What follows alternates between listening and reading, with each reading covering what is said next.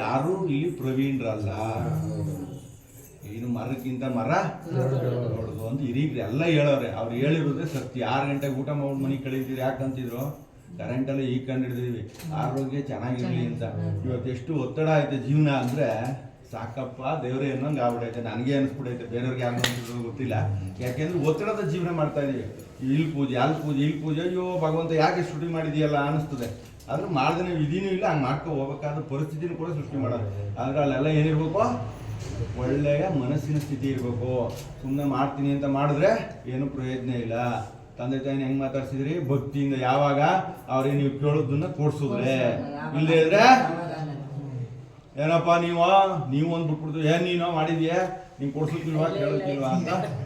ಅಲ್ಲ, ಕೆಲವ್ರು ನಡೀತಾರೆ. ನಾನು ಹೇಳಿದ್ನಲ್ಲಿ ಏನೇ ಮಾತಾಡಿದ್ರು ನಾವು ಅಂತ ಅನ್ಕೋಬಾರ್ದು, ನಡೀತಿರೋ ಘಟನೆಗಳು ಅಲ್ವಾ. ಆ ದೇವ್ರನ್ನೂ ಅಷ್ಟೇ, ನಮ್ಗೆ ಚೆನ್ನಾಗಿ ನೋಡ್ಕೊಬಿಟ್ರೆ ಮಾತ್ರ ದೇವ್ರೇ ನೀನೇ ಚೆನ್ನಾಗಿ ಕಣಪ್ಪ ಅಂತಂದ್ವಿ. ಪಕ್ಕದ ಮನೇಲಿ ಏನು ಪೂಜೆ ಮಾಡೋದಿಲ್ಲ, ಅವ್ನು ಮಾತ್ರ ಚೆನ್ನಾಗಿಟ್ಟಿದ್ಯಾ, ನಾನು ಬೆಳಿಗ್ಗೆ ನೀನು ದೇವ್ರ ಪೂಜೆ ಮಾಡ್ತೀನಿ, ನೀನು ಮಾತ್ರ ನನಗೆ ತೊಂದರೆ ಮೇಲೆ ತೊಂದರೆ ಕೊಡ್ತಾವೆ, ಅವೆಲ್ಲ ಅನ್ಕೋಬಾರ್ದಂತೆ. ಕಥೆ ಬರ್ತದೆ.